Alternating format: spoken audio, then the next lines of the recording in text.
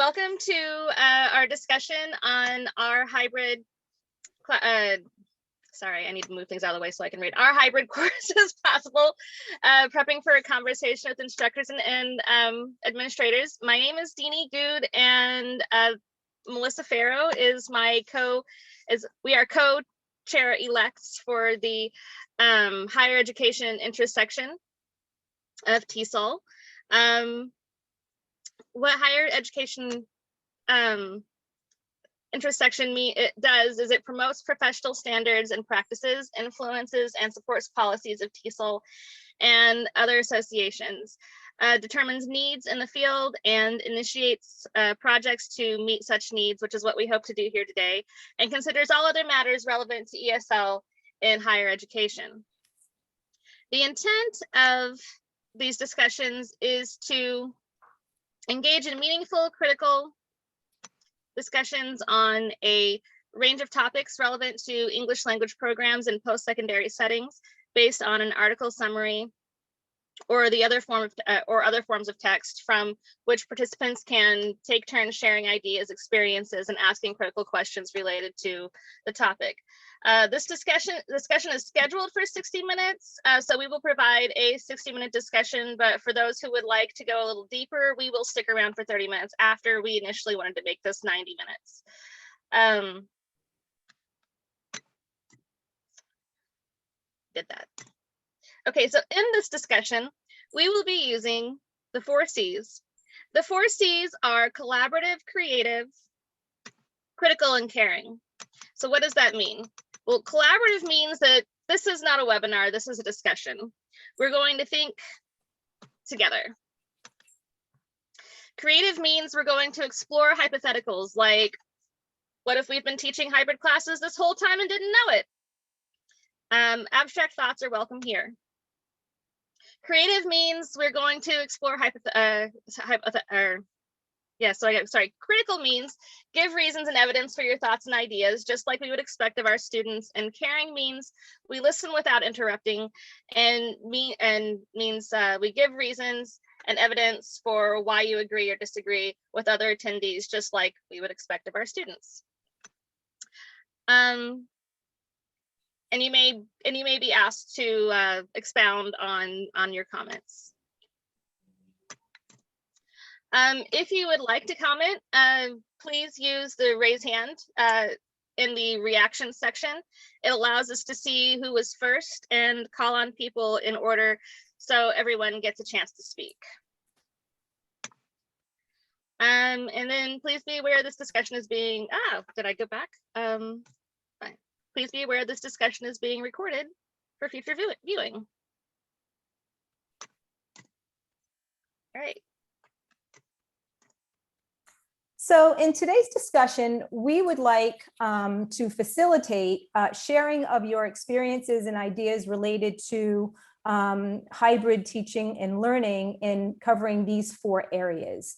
And we felt like this was an important conversation to have after the past year, because preparing for conversations with instructors and administrators on hybrid English language courses, they really should include the lessons that we've learned from our online teaching, particularly this past year, as well as the possibilities for future courses that meet things like visa requirements for our students, that reduce demands on scheduling physical classrooms on our campuses, and that also provide that high quality learning experience that our students have come to expect. So let's begin with an answer garden on the benefits or the pros that have emerged from your teaching online experiences. And so that's both synchronous and asynchronous that have occurred this past year. So you'll see a link in the chat. If you click on that link, it will take you to our answer garden page where you can add and then clicks, I think it says select or enter, as many ideas that you have on the pros or benefits that you've had this past year. Now, if you see something that someone else has added that you agree with, you can actually retype that same phrase in and enter it in, and then that word, that phrase will appear larger, almost like a Wordle. So let's see what some of your pros have been.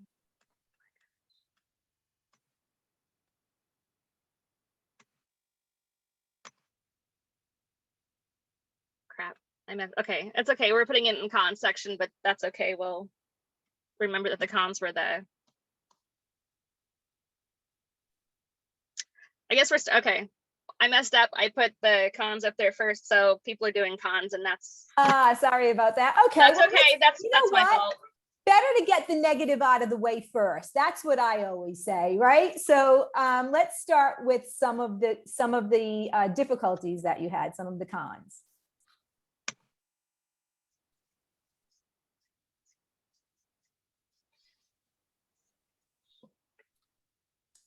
Let me just close this out.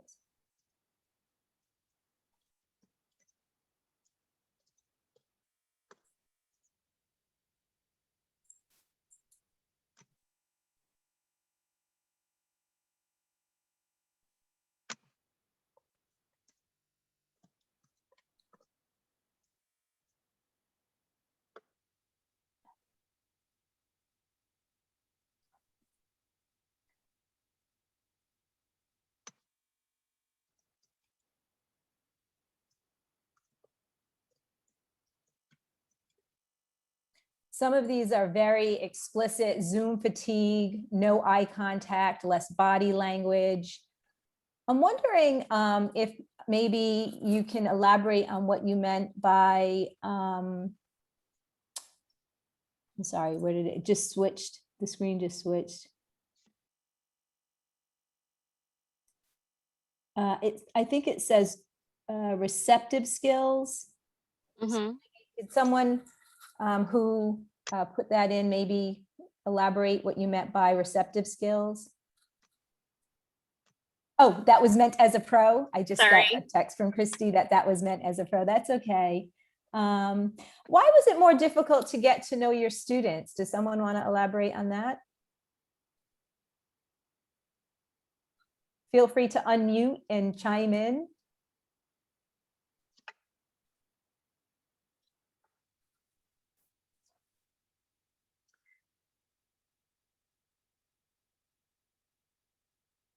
Okay, so in the chat, someone wrote, can't see them and talk to them one-to-one as much. Did anyone else have that same difficulty this past year?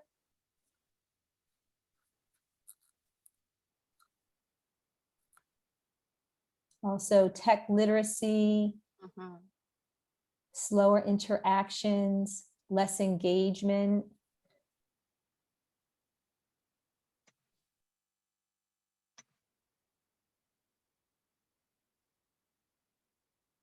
Did anyone else experience that less engagement? Did you find that it was less engagement as we were using more and more Zoom classes? So for example, was engagement okay at the beginning when we first started using online synchronous teaching and then slowly petered out?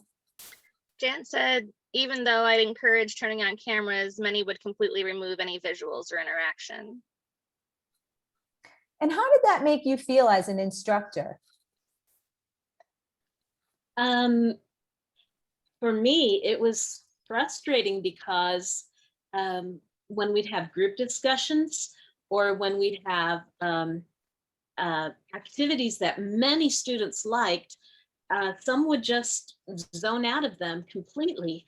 And I'd go through and I'd be the quiet observer, but I didn't know how to reach those students when often I'm able to one-to-one.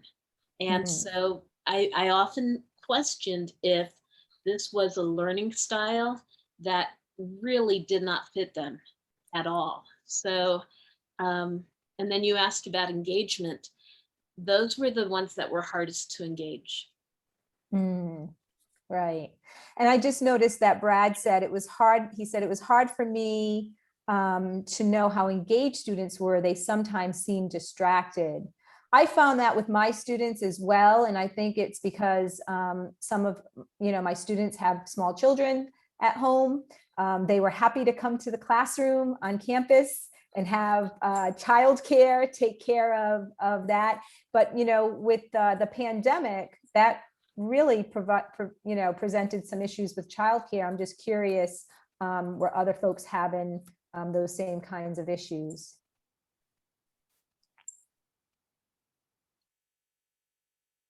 I know I had those issues for sure. I had lots of students with small children um, who were often, you know, also being mom while they were trying to do school. Okay. Christy says that she thinks that teaching synchronously versus teaching asynchronously online are like night and day. Do you want to say more about that, Christy? I mean, I agree with you 100%, but do you want to say more? We're going to talk about that more later too.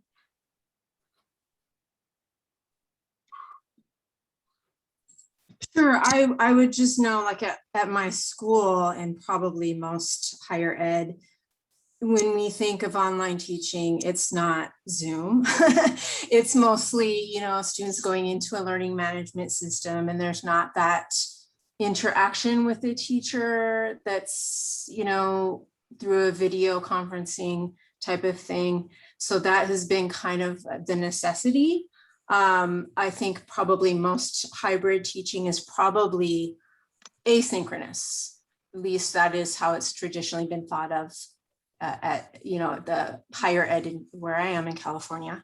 So I think that's going to be maybe a shift. I think maybe we'll see more of the synchronous in online teaching, hybrid or fully online, because there is definitely some benefit of it. You do get to see the students a bit more and interact with them a bit more. And, you know, for language teaching, you know, when we're teaching, you know, all of the skills there, it's very hard, you know, with the tools that we have now, of course, we can assess and teach all of the skills, but it's just going to be so much easier to assess certain things.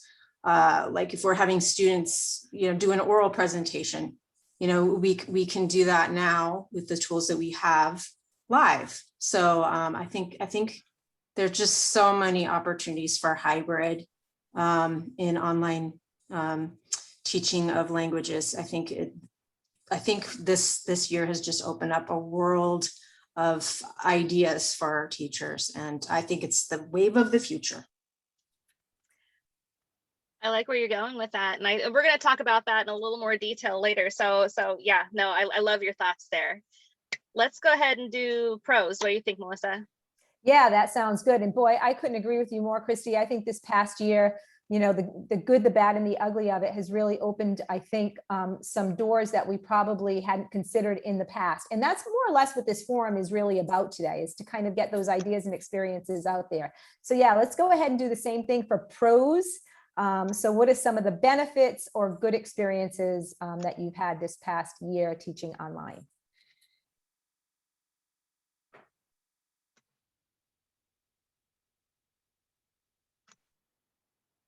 No commute, yeah. There's got to be something good that came out of this past year.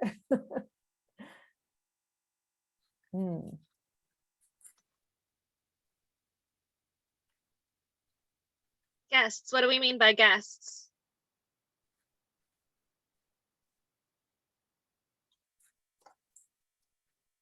Go ahead, Jan. I was typing. Well, I could bring in a guest poet who at one point was literally organizing a vaccination at the Bruce R. Watkins Center here in Kansas City. But what he could do was take an hour to come to a class. So where he couldn't come in person, he could arrange to come individually. And then I had other students from the past who were in other countries, and they were able to meet and give some encouragement to my students. So things like that. That's awesome. Let's see. What do we got here? Saved money, yeah. Developed skills. What's good? Tell me about, somebody tell me more about the skills you developed.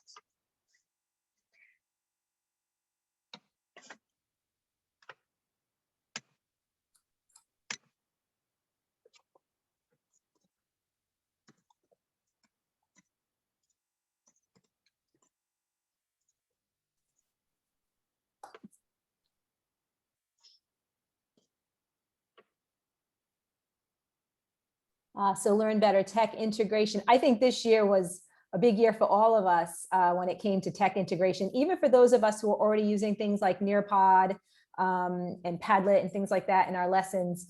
I know I had never taught with Zoom prior to last spring. And so there was a pretty sharp learning curve.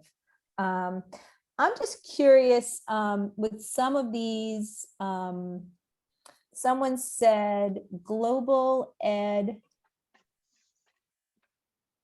I'm just curious, Overlaps. yeah, if you could, I'm trying to read this and yeah, overlaps, global ed overlaps. What do you mean by that?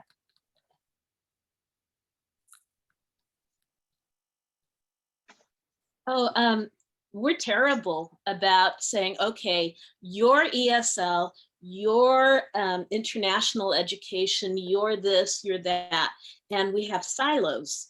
But sometimes there have been those opportunities to overlap instead of saying, okay, your English, your ESL, and then often there was that opportunity to start seeing how things could overlap. And, you know, even as we're looking at issues like Asian American and Pacific Islanders, we need to have those understandings beyond the silos we place other professionals and ourselves in. So that's mine.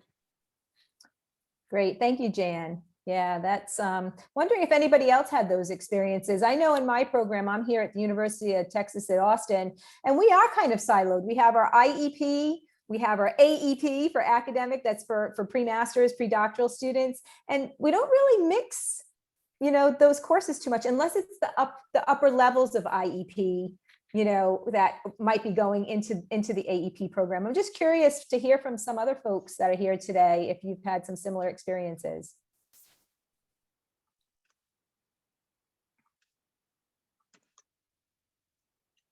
Just checking the chat. Well, Christy says that pro to learn ways of doing communicative EL or English learning instruction online. Sunia says also the culture of learning permeated our university faculty. Brad says online office hours worked well. Yes, I agree. Totally. Yeah, they really did. Yeah, Jan says developing skills and students learned apps and materials like Google Earth, research, new approaches beyond telephone fluency. Right, right. Yeah, so there were a lot of positive experiences that came out of this past year. And I think a lot of it had to do with our own self-efficacy when it comes to teaching with technology. You know, that was such a huge leap for so many of us in so many different ways. And I think it's important to continue the conversation about those pros and cons, particularly when we're looking at how do we prepare for conversations when people say what's next. Yeah. So Deanie, do you want to go ahead on to the next slide? Yes. Slide? Yeah, that'd be great. Christy said, now there's an initiative for California community colleges to create OER textbooks. That's really interesting. Let's see. Yeah. Wow.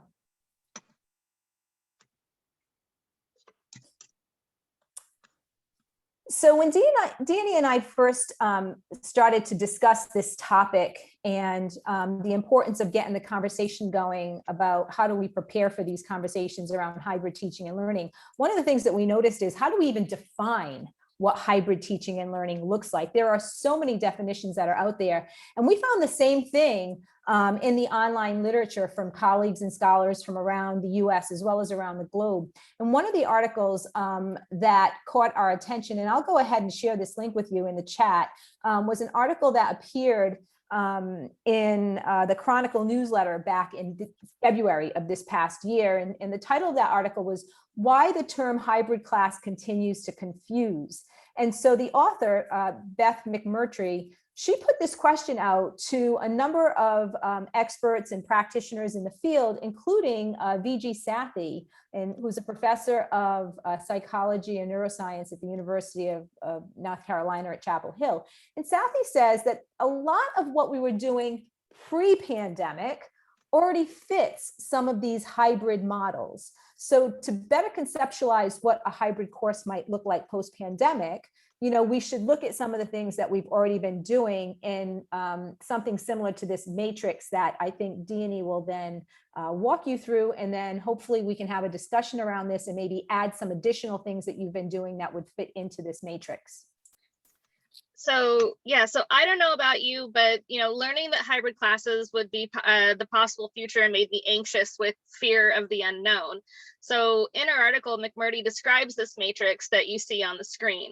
I drew it out so I could see it for myself, and her observation made me feel like hybrid was absolutely possible, which is why I wanted to share it with you today. And that maybe I had been doing it all along. So McMurdy describes, synchronous and asynchronous on an x-axis, and individual and group on a y-axis, and then she just mentions some examples, like so a synchronous individual example would be office hours. Synchronous group would be used like group work, troubleshooting, problem solving, structure, and then asynchronous flexible discussion board would be group would be like a discussion board. And so we were curious if you were going to add anything to this matrix, what would you add?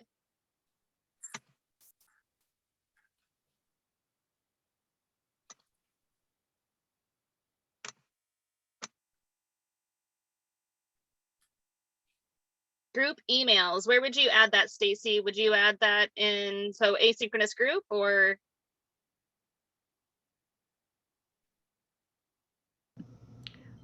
Well, it's definitely a group. So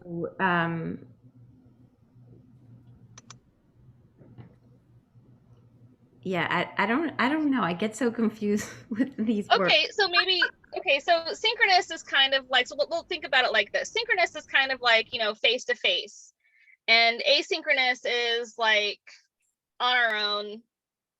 So I kind of think of synchronous as being together, and asynchronous as, being autonomous or by ourselves. Okay, so this would be a synchronous group.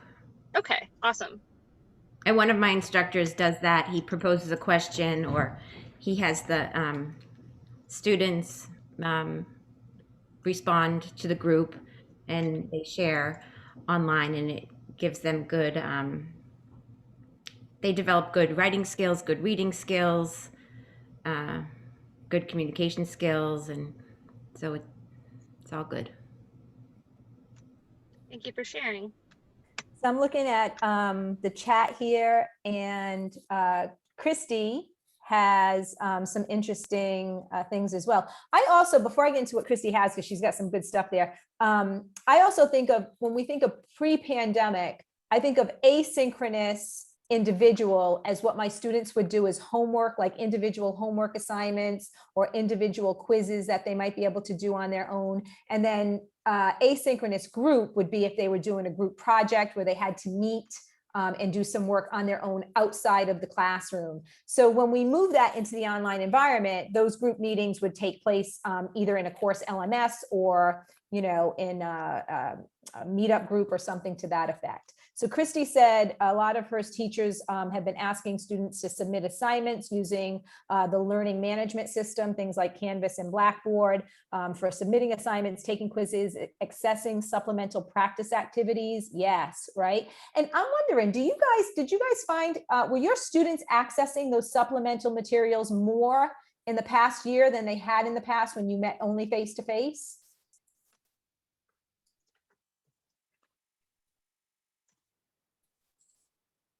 Because I always feel like I put those supplemental materials up there and possibly one or two students might look at them unless I literally use them to teach a lesson. This is Christy, I wrote that. I think more in the past year, just because so many were out of work.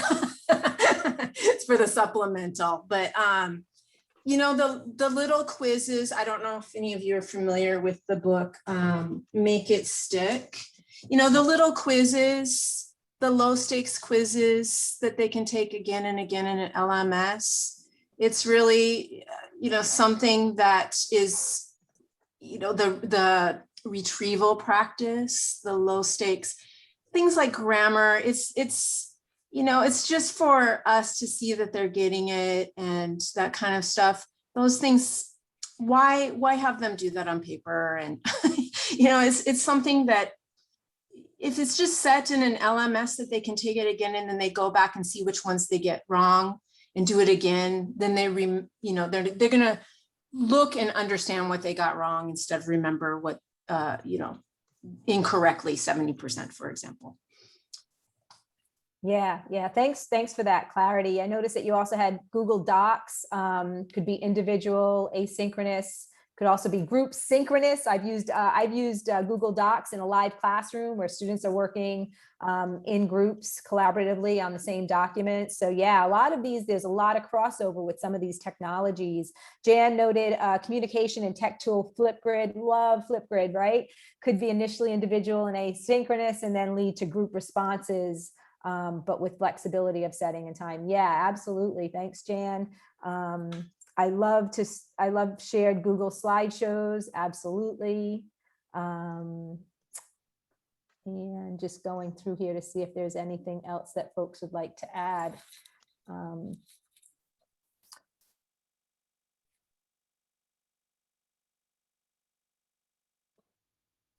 So I think the important takeaway here is a lot of what we've been doing during this past year, as well as even before the pandemic struck, could be considered hybrid learning, hybrid teaching and learning.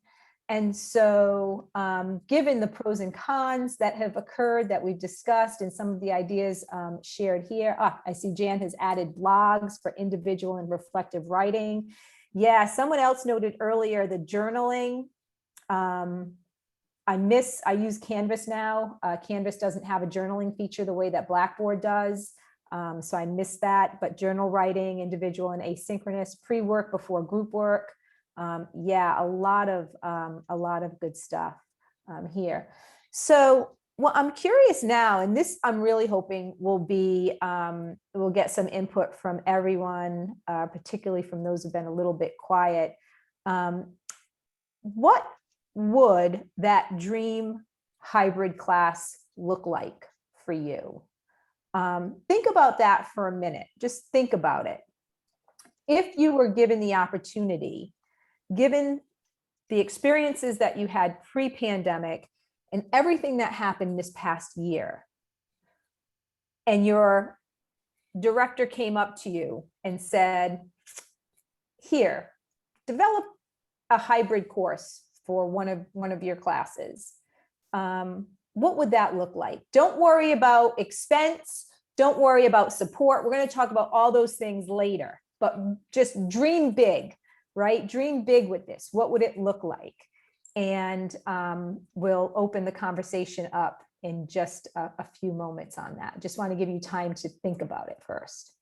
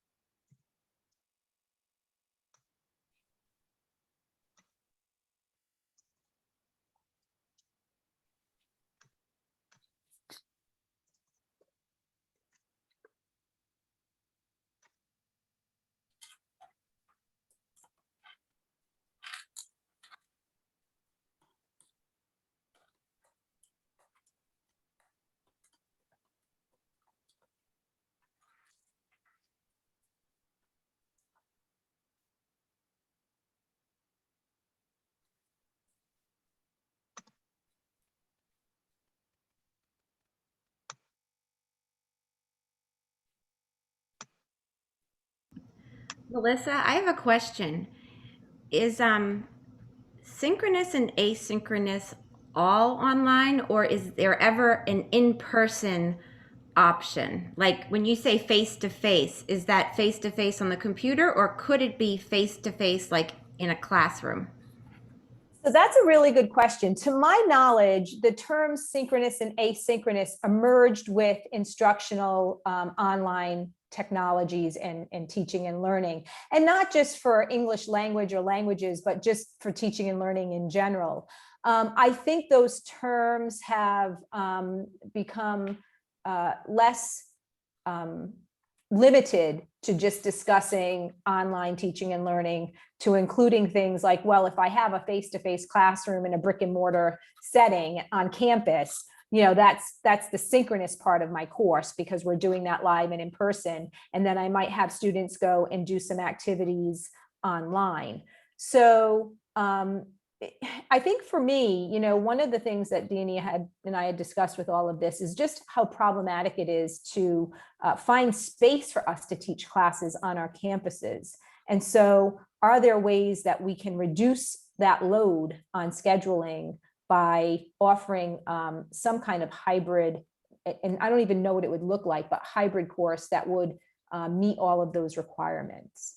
So Christy says in the chat, I never personally wanted to teach it, but optimal for students like mine, working community college students at the HEIS model. I kind of felt the same way. I didn't really want to do it, but I understand that that works best for my students. Do you want to say more about that, Christy? Sure. We're going to be experimenting. A couple of brave teachers in my department are going to be doing this. I met with a teacher at a college in New Mexico, and she's been doing it. And she's an accounting teacher. She's been doing this since 2018, and she works at a school that it's kind of rural. So there are reservations where students can attend in 3 ways. They can attend by watching the Zoom meeting. They can attend by watching the recording of the Zoom meeting, or they can attend in person.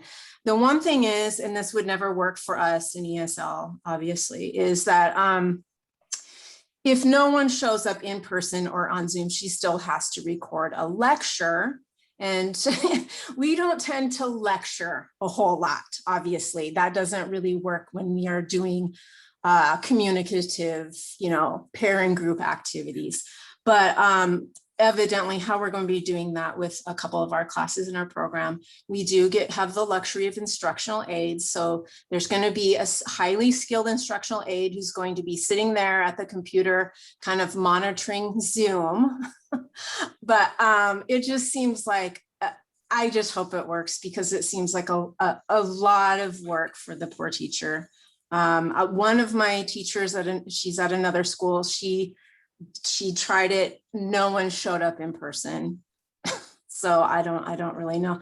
Obviously it's great for students who have kids, you know, who don't have childcare, cannot come all the time to class, who have jobs with different schedules. But, you know, it's for the student. It would be great. I don't know how it will work for everybody. yeah, that's interesting. You know, having no one show up for a live classroom, I would have been pretty surprised by that. I'm looking at Brad's comment in the chat. He said, we would like to explore a combination of in-person and either synchronous, asynchronous online work. Example, 1 required meeting per week instead of 2. And so, hey, Brad, do you want to tell us, like, what kind of classes are you talking about? Are these IEP? Are they intensive English program courses or something else? Yeah, so these are English support classes. So we work with graduate and professional students, and I'm at Duke University. So these are matriculated students. And so these are extra English support courses that they are taking. So in the past, all of our courses have been offered in person, and students have attended twice a week. And so one of the things that we would like to experiment with, and we're going to start this with one course in the fall to see how it works, is to have students come 1 day a week in person, because we think that there are those benefits to the in-person experience. And then the second day per week would either be a synchronous online session or asynchronous work. So we're going to try to combine the best of both worlds and see how that works. And let me ask you this, Brad. I'm just out of curiosity. I think that idea is something that a lot of programs are considering, and I think it's definitely one that would probably be more viable than some of the IEP or even AEP classes. Do you think your instructors would be more open to that structure now after the past year than they were, say, a year ago before having to gain all this tech savvy?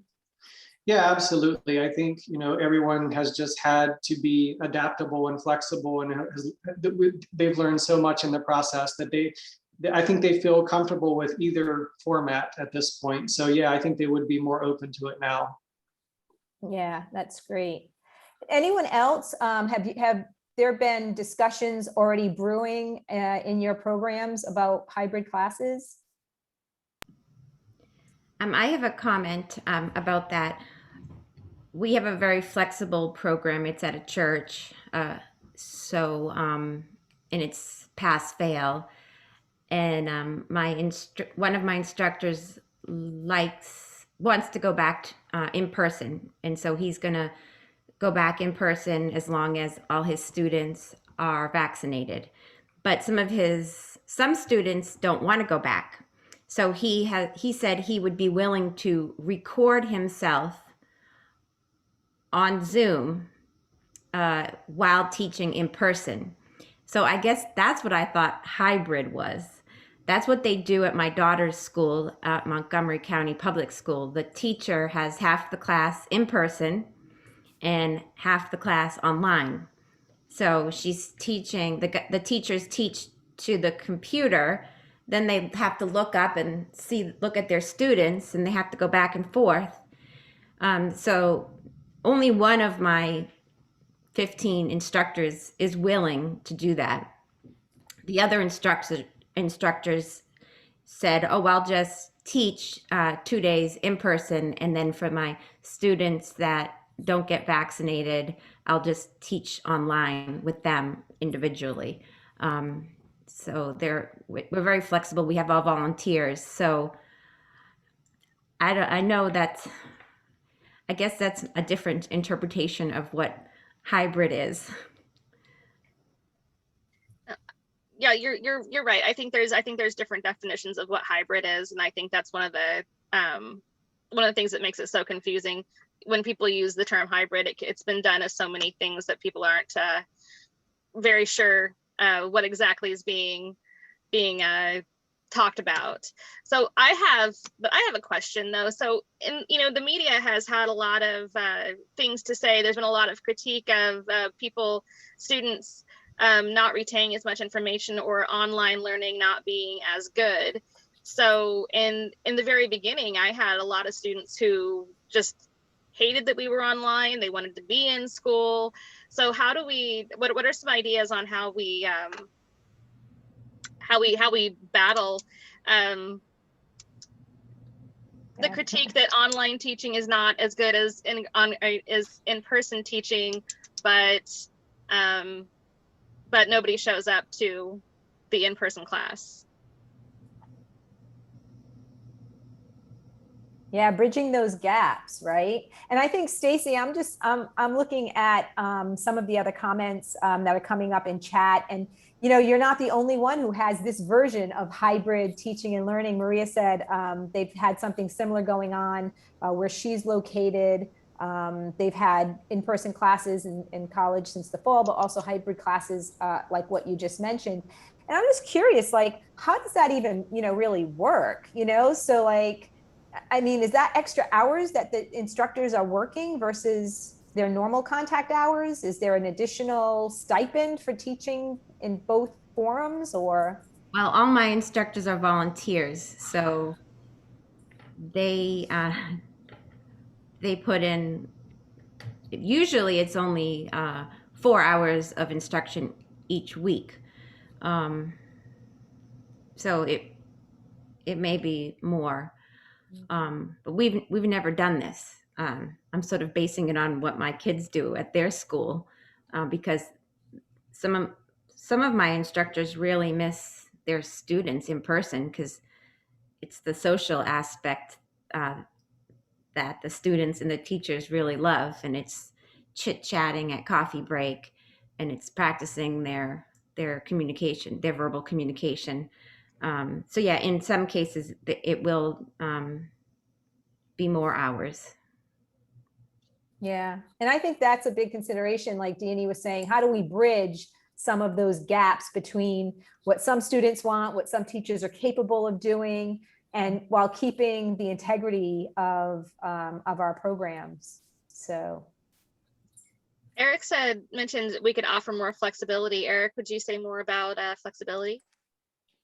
Yeah, I was thinking one thing that I've done that I probably would have never considered doing before this was that, for example, like I have a test scheduled for tomorrow in a class, and but since we're doing it asynchronously, I'm giving the student the through Zoom, I'm giving the student the tests, and they've got all weekend until Tuesday just before class to finish the test and submit it, so they don't have to do it right during the class time.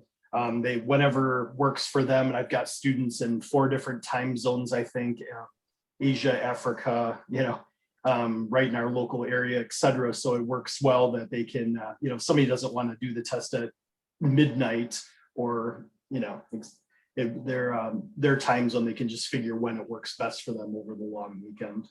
So I think that's something I had definitely not done before, but I may consider doing in the future also. I like that flexibility, and the students told me they really, really appreciated that and enjoyed that. We've got parents in the class and someone caring for elder care and same sort of thing. So we've got those aspects that make that work very well for students. Yeah, I did something similar too, which I probably I probably wouldn't have normally done it, but I partially did because it was Ramadan, and I like to observe religious holidays, but I also know that students need food to think. So yeah, no, I did something similar, especially with my final, because it was in the middle of Ramadan, to accommodate students, and I would probably do it in the future too. yeah, I think that flexibility that Eric is talking about was something that I experienced as well, because during the pandemic, some of our students stayed here in Texas. They were afraid that if they went back to their home countries, they wouldn't make it back to the US, and they had matriculated into a program either here at UT or somewhere else in the US. So they were afraid that they would get stuck back in their home countries. Others went directly home. So it was the same thing that you experienced, Eric, where I had students in different time zones that were logging in at like 5 a.m. China time. And, it was really something to see their dedication. I'm just looking online and noticed that a few folks have noticed the accommodations that were made this past year with the social distancing in classrooms, using masks, and some institutions even put in some plastic dividers and things like that in classrooms, so that we were able to give our students these choices and these accommodations. And thinking about, as crazy as this past year has been, but moving forward, what other accommodations? I'm not sure if we could provide the same flexibility that Eric was talking about in the different time zones synchronously, because I don't know if that's sustainable for students. I think the asynchronous piece could be, but I'm just curious what some of your ideas are around that in terms of accommodating students using this hybrid formula.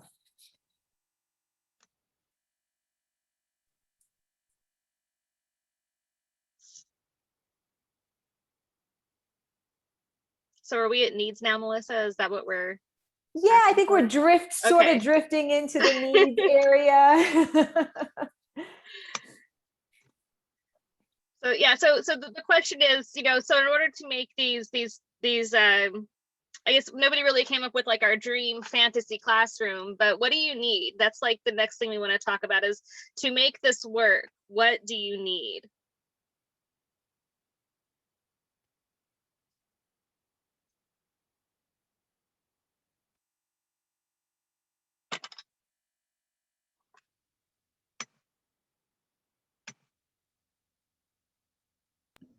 What do I need, or what do my students need? What do you need? Well, what do we as teachers need? What do we as teachers need to our classes are a product, so to give a quality product to our students, they're our consumers. What do we need?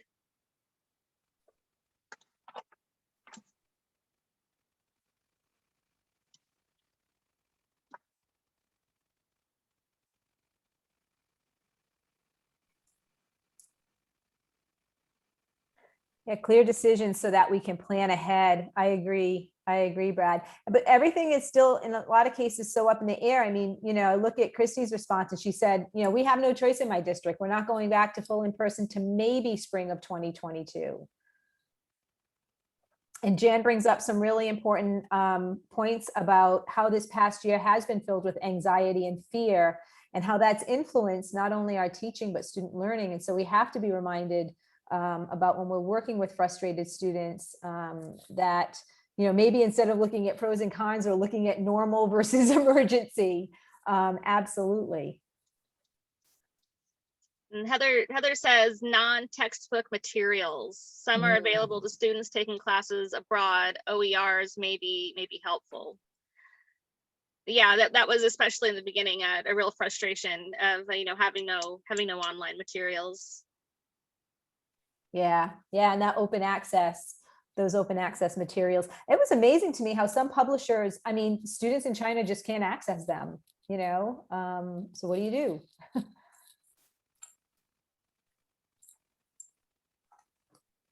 Christy says publisher materials are not interactive. Teacher, student, student. Yeah, no, yes, that's so interactive. Publisher materials would be great. I've always wanted more of those, especially if we're going to do online, like things that are like drag and drop, because I remember I read a study back in grad school about how that was great for kinetic learners for learning things like grammar and things like that. Paid prep time, yes, absolutely. I think pay is going to be a big issue, because I think we can all agree that teaching online has been twice as much work as teaching in person, and I think we should be accommodated. We should be paid for the extra work. And even course design, I would love to have some support, how best to design these courses in Canvas, and to incorporate some of my experiences and some of the successes that I've had with other technologies. How can I easily incorporate them in with Canvas with our LMS? Maria says that the need for student services to return to in-person at her college. And yeah, I think that's a big deal too. I think some of our student services were in person, but I think they were mostly on Zoom, which for ESL students is kind of difficult. Somebody mentioned earlier in cons, low tech skills for many of our students, which also is a thing.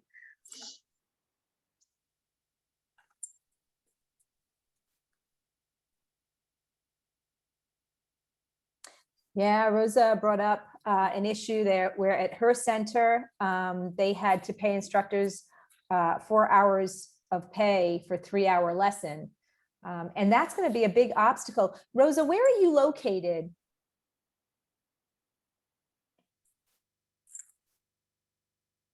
In Washington, DC. Yeah.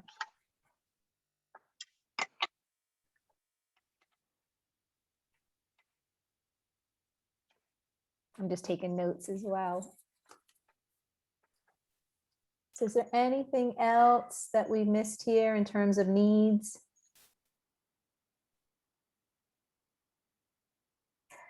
Has anyone run into any assessment issues when assessing students with technology?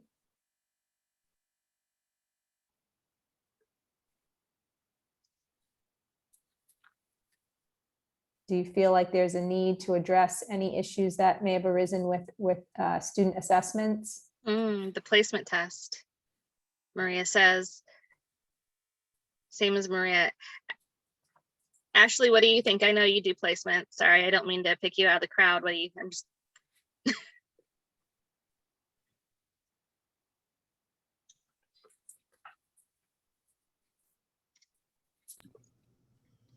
I converted my ventures placement test to an online version in Google Docs, and that's how I place students.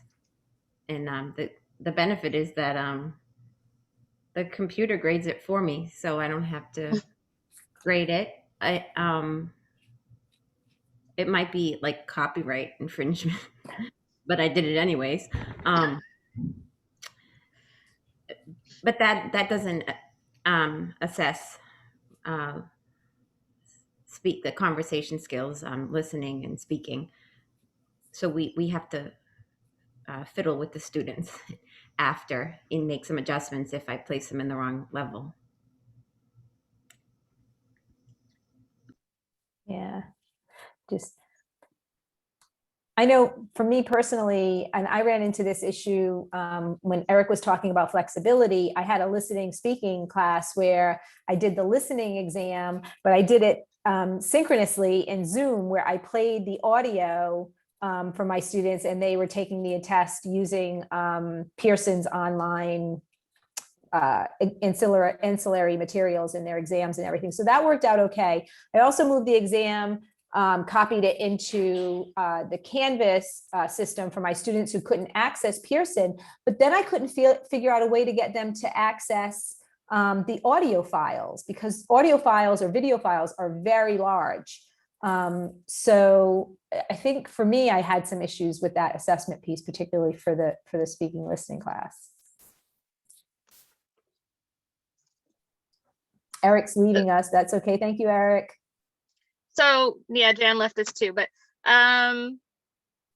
Christy, I lost your. Christy mentioned, I think the leadership program in TESOL. TESOL has an online teacher certification program, but it's a lot of money and not specific to any one particular age group or level. It would be great if a group like this did regular workshops on best practices for hybrid teaching. So I'm glad you brought that up, Christy, because that's actually our plan this summer. Our plan is not to just have this one discussion, but to have many discussions over the summer with teachers like you, having discussions like this, just these open-ended discussions, not necessarily a webinar where there's a lecture or anything like that.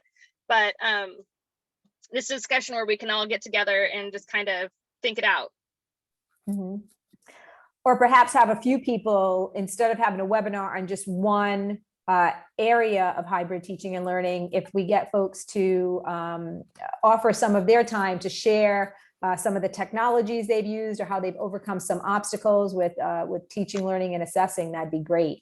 So Deanie, do you want to move ahead to the topics for the next webinar? Oh, sure. Yeah, let's do that. There is some, while you do that, I'm just going to mention a few other things that Sure. were in the chat. So Rosa also piggybacked on what Stacy was saying earlier about the Google Docs for placement tests.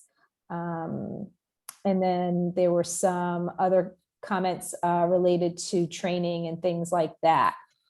So before we end at 1 o'clock on time today, we would like your feedback on what some of the topics you would like us to discuss in the next forum that we have, the next webinar. So you can enter up to 3 responses, and we appreciate your feedback.